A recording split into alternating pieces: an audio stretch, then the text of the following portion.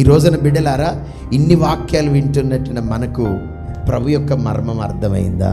ప్రభు కొరకు అంకితం చేసుకొని మన ప్రాణాత్మ దేహాలు దేవునితో డెడికేట్ చేసుకొని నిలబడగలిగేటువంటి ఒక ఆత్మీయ స్థాయిలో, స్థితిలో మనం ఆ పరిపూర్ణతకు వచ్చామా?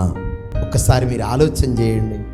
మనం ఆరాధిస్తున్న దేవుడు, మనల్ని నడిపిస్తున్న దేవుడు, మనతో మాట్లాడుచున్న తన వాక్కును వినిపిస్తున్న దేవుడు, మనకిచ్చే వాగ్దానాలు, మనల్ని బలపరిచినటువంటి సంగతులన్నింటినీ కూడా పొందుకున్నట్టు మనం ఈ మాటల చేత, ఈ వాగ్దానాల చేత, ప్రభు చేసిన ఈ కార్యాలన్నింటిని బట్టి మనకేమైనా మరణకరమైన వ్యాధి వచ్చినా, భయంకరమైన పరిస్థితులు వచ్చినా, ప్రభు కొరకు అపోస్తులైనటువంటి వారు నిలబడకుండా పిరిగితనంతో తొలగిపోయేటువంటి బలహీనమైన మనస్సాక్షితో ఉన్న వారి వలె కాకుండా కాస్తో కూస్తో ప్రభు కొరకు నిలబడే ధైర్యం మీకు వచ్చిందా? మనకు ప్రభు అదృశ్యంగా ఉన్నాడు, కానీ సజీవంగా మన మధ్యలో ఉన్నాడు ఆయన.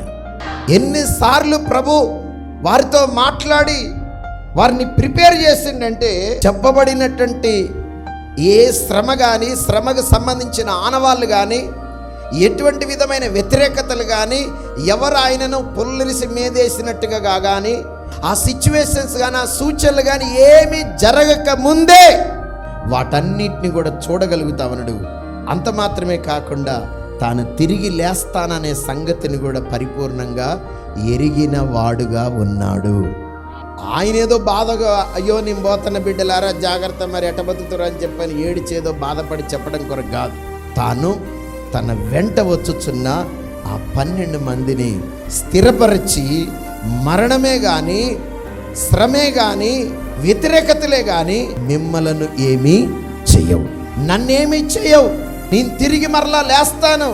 అదే రీతిగా బిడ్డలారా, మిమ్మల్ని కూడా ఈ లోకములో నుంచి వచ్చేటువంటి ఏ విధమైన శ్రమ, మరణము, ఏ విధమైనటువంటి నింద, అవమానములు ఇవి మీ జీవితాల్లో అనుభవిస్తూ ఉన్నప్పుడు, ఏ విధమైనటువంటి పిరికితనము, ఒకవేళ బలహీనమైన మనస్సాక్షి కలిగి మరలా లోకములోకి వెళ్ళిపోవాలి, అయ్యో మమ్మల్ని ఎవరు ఆదరిస్తారు కదా, మేము ఒంటరివారమే కదా అని దిగులుతో మీ జీవితాలు వెంటనే మీ యొక్క విశ్వాసాన్ని పాడు చేసుకొని లోకంలో గెలవటానికి మిమ్మల్ని నన్ను వెంబడించమని చెప్పని నేను చెప్పలే, మిమ్మల్ని పిలవలేదు, బిడ్డలారా జాగ్రత్త అని వారిని ప్రిపేర్ చేస్తా ఉన్నాడు, ధైర్యపరుస్తాడు, బలపరుస్తా ఉన్నాడు.